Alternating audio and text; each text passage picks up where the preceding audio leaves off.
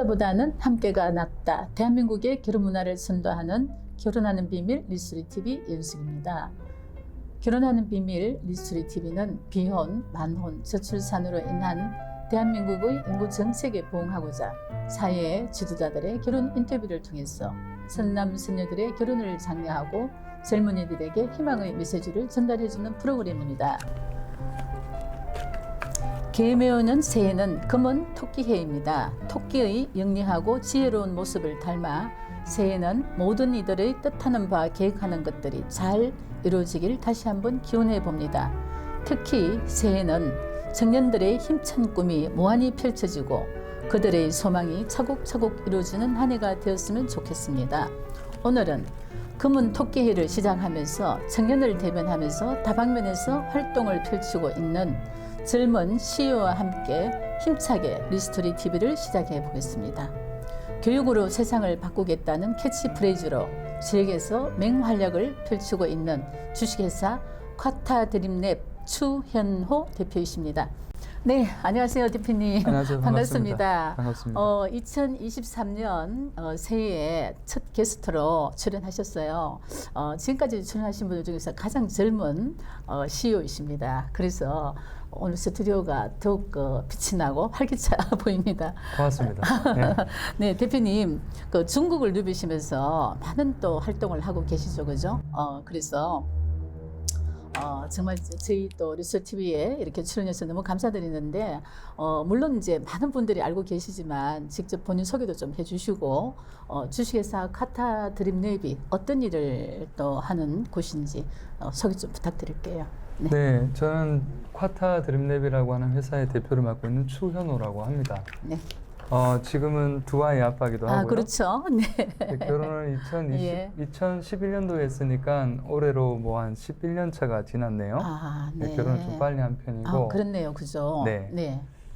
그리고 저희 회사는 지역의 이제 청년들의 실업 문제에 좀 관심이 많은데, 그걸 단순히 사회적 문제로 치부하고 정책적으로 접근할 것이 아니라 청년들 스스로 자생할 수 있는 그런 능력을 키워주자, 이런 모토로 창업 교육이나 진로 교육이나 이런 것들을 하는 회사입니다. 2018년도에 만들어졌고 올해 2022년도니까 5년 차를 맞이하고 있습니다. 네.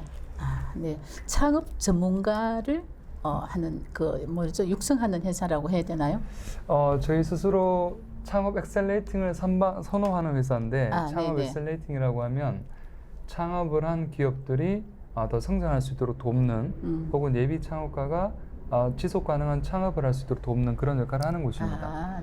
그런 교육을 또 기획을 하고 또 시나 도나 또 우리 교육청하고 같이 프로그램 만들기도 하고 뭐 그런 일들을 해왔습니다. 네네. 대표님은 지금 아직 젊으신데도 벌써 두 아이 아빠이시고 그리고 창업도 많이 해보시고 영호남의 손자라고 또 본인이 어디서 말씀하신 걸 제가 봤어요. 네. 그래서 뭐 책도 여러 권 내시고 또 방송 출연도 지금 하고 계시고 또 언론이나 뭐 여러 가지 또 강의도 하시고 많은 활동을 하고 계시는데 본인이 어떤 직함으로 불리는 것이 가장 좋은지 또 그 이유는 무엇일까요? 사실 제가 이 질문을 처음 받았을 때는 그 아빠라는 단어를 생각했는데요. 오늘 오다 보니까 아빠라는 단어보다 여보라는 단어가 그래요? 좀 더 정말 좋은 것 같아요. 왜냐하면 이제 아빠는 아이들에게 받는 호칭이지만 여보는 결혼을 하고 나서 이제 와이프에게 제가 듣는 그런 호칭이죠. 근데 아빠라는 단어는 저에게 무한한 책임감을 느끼게 하는 단어고, 여보라는 단어는 되게 진한 뭔가 희노애락을 다 겪고 있는 동반자, 동행자 같은 그런 느낌이 들어서 그런 것들은 개인적으로 되게 좋아하는 직함이고요. 직함으로 표현할 수 있다면. 그리고 대표라는 직함은 제가 사회생활을 시작하면서 창업을 했고 지난 10여 년이 넘는 시간 동안 창업가로 살아왔기 때문에 대표라는 직함이 익숙합니다. 그리고 대표라는 역할에 대해서 부담을 느끼지는 않고 저는 대표가 책임을 지는 자리라고 생각하는데 그 책임을 회피하기보다는 기꺼이 수용하는 편입니다. 지금 얘기 중에 여보라는 단어가 너무 가장 좋다고 얘기하시는데 이 방송을 보는 이 젊은이들이 참 빨리 결혼하고 싶을 것 같아요. 네. 그랬으면 좋겠습니다. 사실 그 아빠 엄마라는 이름은 우리가 이 아빠 엄마 말만 들어도 이 가슴이 참 설레이고 뭔가 이유 없이 좋죠, 그죠? 예. 대표님 경력을 보면 대표님이 정말 대단한 생각이 들어요. 그 캠브리지 또 하버드, 예일대, 옥스퍼드 대학에서 연수도 하셨고 현재는 그 국무총리실 청년정책조정위원회 위원이고 또 대구 청년창업센터 운영위원도 지금 맡고 계십니다. 국무총리실의 청년정책조정위원회 위원은 그 어떤 역할을 하는 곳입니까? 일단 제가 이제 대단하다고 하신 부분에 대해서는 과찬이신 것 같고요. 네. 사실 저는 열정이 많은 사람이라고 네. 생각을 합니다. 제가 어떤 걸 하겠다고 마음을 먹으면 네. 될 때까지 하는 편이고요. 근데 그렇기 때문에 무언가를 할지 안 할지 결정할 때까지는 되게 신중한 편입니다. 네. 차라리 하고 싶은 마음이 들지 않으면 하지 않는 게 맞다는 생각이고요. 그리고 그 국무조정실의 청년정책조정위원회 같은 경우에는 국무총리님 이제 산하에 네. 각계 부처 장관 17분과 또 전국의 이제 민간위원 17분, 그리고 네. 시, 군, 수를 대표한 한 분, 그리고 시장님을 대표한 한 분, 이렇게 총 40여 명이 네. 이렇게 있는 위원회인데요. 대한민국의 청년 정책을 조정하고 심의하는 그런 네. 역할을 하는 곳입니다. 예. 대구에서는 제가 유일한 위원이기도 하고요. 네. 그러면 이제 청년정책위원회라는 것은 어떻게 보면은 이 그 청년 정책의 모든 정책을 컨트롤 타워하는 그런 어떤 역할을 한다고라도 생각할 수 있겠어요? 네, 맞습니다. 그 네. 각계 부처뿐만 아니라 이제 17개 시도에서도 지금 상당히 중요한 이슈 중에 하나가 청년 정책인데 네. 이 청년 정책이 시도별로 각계 전투를 하는 것이 아니라 중앙 정부에서 지방으로 네. 정합성이 높아야 되지 않겠습니까? 네네. 그래서 부처와 시도가 정합성이 높은 청년 정책을 기획하고 조정하고 집행할 수 있도록 다양한 그런 회의나 또 심의하고 또 함께 현장에서 네. 그런 포럼을 열기도 하고 예. 다양한 역할을 하는 곳입니다. 네. 청년 정책 전문가라고도 볼 수 있습니다. 그죠? 네, 그렇습니다. 네. 대표님, 이렇게 정말 많은 활동을 하고 계시고, 정말 제가 옆에서 얘기만 들어도 너무 많이 바쁘신데, 또 최근에 책도 출판하셨죠? 쿼터 모닝이라는 책이죠? 예. 정확히는 콰이어트 모닝이라는 책인데요. 콰이어트 네. 모닝이에요? 네네. 제가 잘못 얘기한 건가요? 아니, 맞습니다. 콰타가 줄임. 네네네. 네네. 책에 대해서 좀 설명 좀. 네. 네. 제가 사실 17년 동안 네. 늘 한결같이 아침에 조금 일찍 일어나서 저만의 루틴이라고 해야 될까요? 네, 그렇죠. 일상이 있는데 네. 보통 4시 반에서 5시에 일어납니다. 근데 이게 중요한 거는 네. 빨리 일어난다는 자체가 중요한 게 아니라 네. 빨리 일어날 이유가 있는 게 중요한 거죠. 그렇죠. 네. 네. 제가 왜 빨리 일어나게 됐고 그간 17년이라는 시간 동안 여러 일들이 있었는데 어떤 위기도 있었을 것이고 그렇죠. 어려움도 있었을 것이고 네. 그런 순간들을 어떻게 회복할 수 있었는지 그리고 겁나는 도전에 움츠러들지 않고 어떻게 용감하게 나아갈 수 있었는지 네. 그런 원천이 된 힘이 저는 아침에 고요한 힘이 있다라고 생각합니다. 그 아침마다 저의 삶의 목적을 다시금 되새기고 하루 중 가장 중요한 일을 먼저 하고 하루를 시작하면 아주 뿌듯한 성취감이 네, 올라와요. 네. 사실 오늘 이 방송을 하는 이날에도 저는 4시 반에 일어나서 하루를 시작하고 왔는데 네.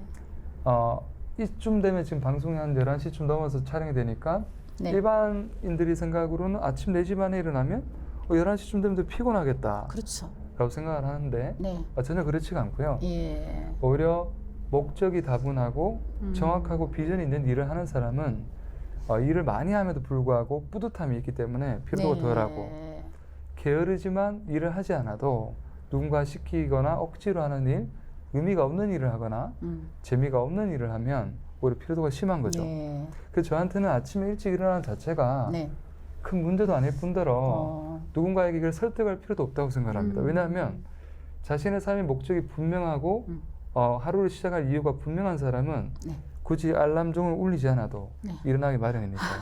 그런 내용들을 담은 네. 책입니다. 아, 정말 대단하십니다. 아닙니다. 정말 갑자기 질문 하나 궁금한데요. 오늘 아침에 일어나서 무슨 일 하셨어요? 보통 아침에 일어나면 하는 일들이 딱 정해져 있는데 네. 일단은 일어나자마자 네. 침대에서 스프링처럼 튀어나지는 않습니다. 오늘 딱 첫 번째 질문을 떠올리는데요. 네. 인위적으로 떠올리는 질문은 오늘 또 참 감사한 일이 무엇일까라고 묻습니다. 감사함을 먼저 찾고 네. 그러면 1분 정도 시간을 보내고 이제 나와서 바로 세수를 하죠. 세수를 하고 따뜻한 물을 한 잔 앞에 두고 보통은 음악을 들으면서 책을 읽거나 네. 아니면 실내 오늘 추운 날은 실내 네. 사이클링을 합니다. 이제 운동을 하는 거죠. 네. 운동을 하면서는 손을 쓸 수 없을 때는 오디오북을 듣고 손을 쓸 수 있을 때는 이북이나 종이책을 읽습니다. 그렇게 한 30분에서 1시간 정도 심장이 뛰게 하면서 나에게 힘을 주는 좋은 내용의 네. 책을 읽으면 네. 이게 엄청나게 멘탈이 강화됩니다. 그 상태에서 샤워를 하고 난 다음에는 인풋을 했으니 이제는 아웃풋을 해야 될 시간이죠. 그때 글을 씁니다. 네. 근데 글을 쓰는 것이 단순히 뭐 글을 쓰는 어떤 인위적인 것이 아니라 글을 쓰는 것 자체가 강력한 자기 화근이 되기 때문에 이 자체가 멘탈을 상당히 강하게 만들어줍니다. 그래서 매일 이런 작업을 한 2시간에서 2시간 반 정도 하고 난 다음에 일과를 시작하는 편입니다. 오늘 또 그렇게 했습니다. 정말 대단하십니다. 정말 대단하세요. 네. 정말 우리가 미라클 모닝해서 기적의 아침이라고 한때 그런 붐이 좀 많이 일어났잖아요. 저도 한번 실천을 해봤는데 정말 작심삼일이었어요. 근데 이렇게 그 일상의 모든 습관들이 계속해서 쌓여서 반복할 때 그것이 하나의 습관이 되고 기적이 일어난다는 그런 이제 맥락으로 제가 보여지는데 정말 기대됩니다. 이분 책 나오면은 젊은이들이 이 책을 꼭 좀 봐야 될 것 같아요. 저도 꼭 보겠습니다. 네, 많이 네. 부탁드립니다. 네. 대표님, 청년 얘기들 좀 해볼까요? 네. 청년들이 꿈과 희망이 넘치고 이렇게 해야지 사회가 좀 밝고 역동적인데 사실은 지금 당면한 청년들 문제 중에서 굉장히 심각한 문제들이 많잖아요, 그죠? 네. 그 무엇이라고 생각하십니까? 저는 가장 큰 문제 중에 하나가 네. 일자리, 즉 먹고 사는 문제라고 생각합니다. 그렇죠. 단도직입적으로 말씀드리면 이 먹고 사는 문제가 해결이 되지 않은 상황에서 청년들에게 어떤 그 다음 차원의 얘기를 하기 쉽지 않은 거죠. 잘 아시다시피 메슬로우의 사회 욕구 이론을 보면 피라미드로 이렇게 되어 있지 그렇죠. 않습니까? 네네. 제일 밑이 생존의 욕구고 그렇죠. 제일 위가 네. 자아 실현의 욕구고 예. 그 중간에 소속의 욕구가 있는데 이 공동체에 대한 중요성, 커뮤니티에 대한 중요성을 우리가 인지를 하고 공감대를 느끼려고 하면 개인의 생존에 대한 위협이 느껴지면 안 되는데 네. 지금 청년들은 매일매일 하루하루가 내가 과연 먹고 살 수 있는 미래가 펼쳐질 수 있을까? 다음 달에도 내가 어떤 생계의 위협을 받지는 않을까? 이런 현실적인 고민을 하다 보니까 그 이상의 문제에 대한 여유가 없는 거죠. 네. 그래서 저는 일자리 문제가 제일 시급하고 중요한 문제라고 생각하고 네. 또 볼링에도 보면 우리가 스트라이크를 치기 위해서는 너무 때려야 되는 핀이 있는데 그 핀을 우린 킹핀이라고 하지 않습니까? 저는 청년들의 일자리 문제가 해결되면 아주 많은 문제들이 자연적으로 해결된다고 봅니다. 그 중에 하나가 결혼이라고 생각합니다. 네, 맞습니다. 청년들의 고민이 커지면서 사회적으로도 여러 가지 이제 문제가 동시에 이제 일어납니다. 좀 전에 얘기했던 결혼 문제인데, 비혼이나 만혼 또 저출생 같은 이런 문제들도 청년의 문제에서 시작이 된다고 보여지거든요. 지금 어떻게 생각하십니까? 그게 공감을 안 할 수가 없는 이유가 이 결혼 정년기라고 하는 부분이 있지 않습니까? 그리고 출산을 했을 때 가장 건강한 아이가 태어나는 시기가 있는데 그런 게 정확히 2030 청년 시기와 저는 맞닿아 있다고 봅니다. 그래서 이 청년들이 좌절하고 우울감을 느끼고 미래에 대한 희망을 갖지 않은 상황에서 또 다른 청년과 청년이 만나서 가정을 이루고 그 절망적이라고 자기들이 생각하는 미래를 자기 아이들에게 되물려주는 게 두렵기 때문에 아이를 낳지 않는 것이거든요. 그래서 저는 이 청년기가 되게 중요하다고 생각하고 특히 결혼에 있어서 그렇죠. 출산 문제 또한 청년기에 다양한 문제들이 엮여있기 때문에 청년기의 문제들이 해결이 되면 비혼, 만혼, 저출산 문제가 한 번에 해결된다고 생각합니다. 맞죠.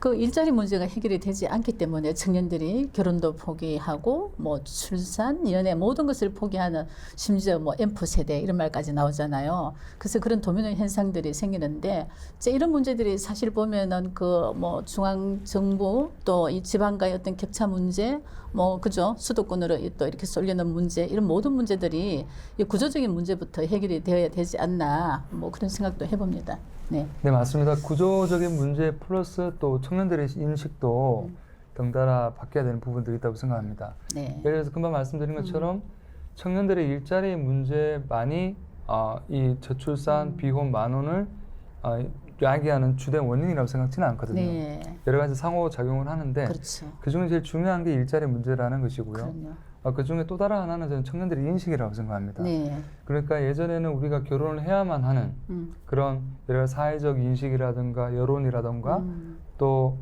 개인이 결혼을 바라보고 결혼을 당연하게 생각하는 사회적 분위기가 있었다면은 네. 지금은 아까 전에 말씀드린 그런 일자리 문제와 또 평등한 개인주의 그리고 이 개인주의와 이기주의가 좀 이렇게 때로는 혼동스럽기도 한데 그렇죠. 개인주의는 남한테 피해를 끼치지 않는 거고 이기주의는 남한테 피해를 끼치는 거죠. 어찌됐든 개인주의가 팽배하다 보니까 자연스럽게 나타나는 그런 네. 나홀로족 그런 부분들도 인식 변화가 함께 동반돼야 되기 때문에 네. 구조적인 문제와 인식 변화가 같이 맞물려 돌아가야 된다 저는 그렇게 생각합니다. 네. 그 80인생 김지영 네. 읽어보셨죠? 당연히. 네. 예. 이뿐만 아니라 2000년생들도 오히려 문제가 더 많아진 것 같아요. 그래서 뭐 집값 문제, 또 육아 문제, 경력 단절, 교육 문제, 뭐 이런 문제들이 또 어디서부터 다시 풀어야 된다고 보십니까? 뭐 좀 전에 맥락하고 비슷한 내용입니다만. 네. M4 세대라고 하는 게 이제 N이 이제 다양한 경우의 수, 다양한 네. 숫자를 얘기하는데 네, 네. 그 N의 시작점을 쭉 돌이켜서 보면은 제가 아까 전에 말씀드렸던 것처럼 청년들이 안정적으로 자신의 일자리를 찾고 네. 또 자신의 생계를 유지할 수 있는 네. 그런 것들이 처음에 잘 만들어지면 네. 그 다음에 주거라든가 그 다음에 예. 출산, 뭐 육아, 교육 네. 문제가 해결되기 때문에 저는 일자리 문제가 다시 한번 중요하다고 네. 강력하게 말씀드리고 싶습니다. 네. 네. 그 역대 정부마다 청년들을 위한 정책들을 많이 내놨습니다만 뭐 수십 조를 들여도 별로 실효성이 없었어요. 그죠? 그래서 현 정부의 그 청년 정책이나 기조에 대해서는 어떻게 보고 있는지 잘 되겠습니까? 네. 저는 이 문제가 네. 단기적 처방으로 당장 결과가 드러나는 부분이 있는 것들이 있고 네. 또 장기적 관점에서 오랜 시간을 두고 천천히 체질 개선을 해야 되는 접근 방법이 있다고 생각이 네. 들거든요. 네. 기본적으로 저의 스탠스는 장기적으로 우리나라는 지금까지 그래왔던 것처럼 대한민국 잘 해나갈 거다라는 믿음과 희망을 가지고 있지만 네. 이 문제가 워낙 어렵고 복잡하고 힘들기 때문에 단기적으로 당장 결과를 내야 될 부분들은 단기적인 처방을 해야 되고요. 네. 예를 들어 청년 일자리라든가 청년 지원이라든가 정책으로 풀어야 될 부분들이 있는 것이고 또 하나 체질이라고 하는 것은 산업의 변화가 맞물려 있기 때문에 산업의 구조를 바꾸고 지역 불균형 문제를 해결하고 장기적으로 시간이 드는 그런 부분들은 또 장기적인 접근이 필요하다고 봅니다. 네. 그 결론은 네. 잘 될 건데 예. 이번 정부에서 단기적으로 좋은 결과 드러날 부분들도 있고 네. 이번 정부에서 단기적으로 끝나지 않고 10년, 20년이 걸릴 부분들도 있기 때문에 그렇죠. 우리가 이 정책의 장기성, 네. 정책의 장기적 안목이 중요하다. 네. 이런 부분들 말씀드리고 싶습니다. 네, 네. 아무리 상황이 어려워도 결혼이나 출산 뭐 이런 부분들을 계속 이제 미루는 것은 큰 문제라고 생각을 해요. 그래서 결혼이나 출산은 또 시기와 때가 있지 않습니까? 그래서 예. 결혼이 선택이 아니고 필수라는 이런 그 사회적 공감대가 절실하다고 보는데 여기에 대해서는 또 어떻게 생각을 하는지요? 저는 이제 청년의 입장이니까요. 네. 그 필수라고 하면은 이제 네. 영어 단어로 must, necessary라고 하죠. 네. 근데 이거는 정말 중요한 저는 옵션이다라고 네. 말씀드리고 싶어요. 그러니까 예. 개인의 자유를 존중하되 예. 결혼에 대한 그런 효능성, 효능감 이런 것들이 워낙 높고 필요성이 스스로가 느껴지면 네. 굳이 이게 머스트라고 우리가 강조하지 않아도 서로들 찾고 짝을 찾고 결혼할 거라고 보여지고요. 네. 그런데 그러려고 하면 결혼을 해서 행복한 이야기가 더 많아야 된다고 생각합니다. 네. 그런데 우리가 좀 주목해 봐야 될 부분들은 이혼율이죠. 네. 이혼율이 급등하고 있고 이혼율이 치솟고 있기 때문에 네. 그런 부분들을 우리가 어떻게 해석을 해야 되고 그런 부분들에 대한 우리가 결혼을 머뭇거리는 사람들에게 어떻게 이거를 설명해야 될지 그런 구조적인 부분과 사회적인 부분들을 함께 고려해 봐야 된다 이렇게 말씀드리고 싶습니다. 네. 그 최은우 대표님 주변에 그 ABC를 하신 분들 많죠? 네, 맞습니다. 그 대표님 지금 결혼해서 두 아이 아빠가 되고 이렇게 또 사회적으로 성공도 하고 이렇게 이제 멋진 이 결혼 생활을 잘하고 계시는데 굉장히 부러워하는 분들이 많죠. 제가 결혼하고 제 주변에 결혼을 많이들 했습니다. 많이 했다고요? 네네.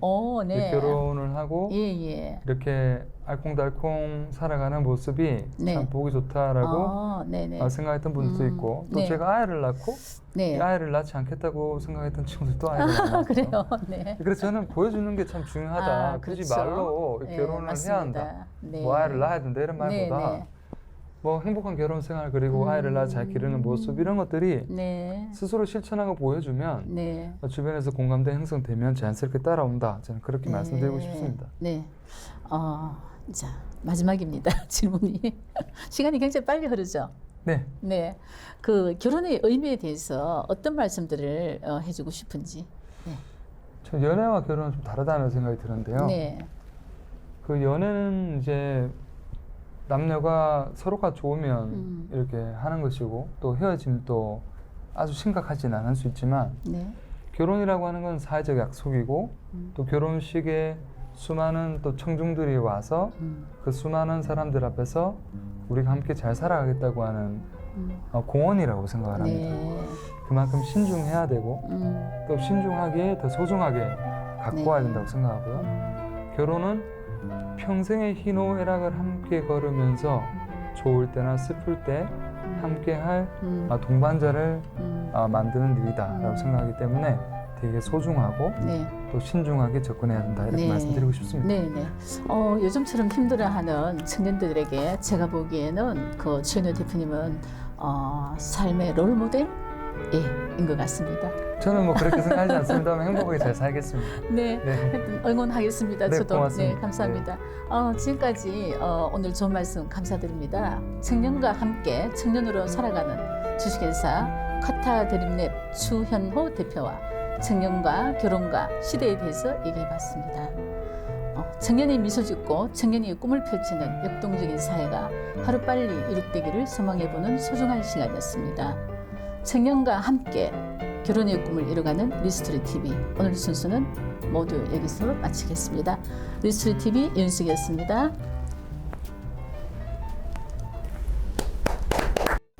안녕하세요 독자 여러분, 콰이트 모닝의 저자 추현호입니다. 반갑습니다. 제가 대학생 시절부터 그러니까 지금까지 약 17년 동안 매일 새벽에 아침 일찍 일어나서 해온 루틴이 있는데요. 실질적으로는 17년간의 그런 아카이빙 같은 그런 기록이고요. 이 책의 내용이 여러 사람들에게 또 일상을 변화시키고자 하는 사람들에게 용기와 희망을 줄 수 있겠다라는 확신을 가지고 책을 쓰게 되었습니다. 하루를 보내다 보면 우리가 참 이런저런 일들에 바쁘게 또 치이게 되는데요. 아침 일찍 일어나서 출근 준비로 여유가 없고 또 출근하고 나면 이런저런 일들로 하루가 금세 가버리죠. 퇴근을 하고 돌아오면 지쳐있기 때문에 또 조금 쉼을 취하다 보면 하루가 금방 끝나버립니다. 사실 정신없이 바쁘기만 하고 뭔가 하는 일은 많은 것 같은데 뭔가 중심을 놓친 것 같고 하루하루 살아가면서 뭔가 모여지지 않는 느낌? 내 자신은 소모되고 있고 쓰여지고 있고 방전되고 있는데 하루하루가 쌓여가지 않는 느낌. 그런 느낌 속에서 우리한테 가장 필요한 것이 무엇인가 이렇게 생각을 해보면 좀 혼자 조용히 머물러 있는 고요한 시간이 필요하다는 그런 이야기들이 많고 또 실제로 그런 시간들을 정기적이고 주기적으로 가지는 위인들의 삶에 대한 연구가 많이 이루어졌습니다. 그래서 이 콰이어트는 일상 속 번잡함 속에서 혼자 머무는 또 홀로 머무는 고요한 시간이라는 뜻입니다.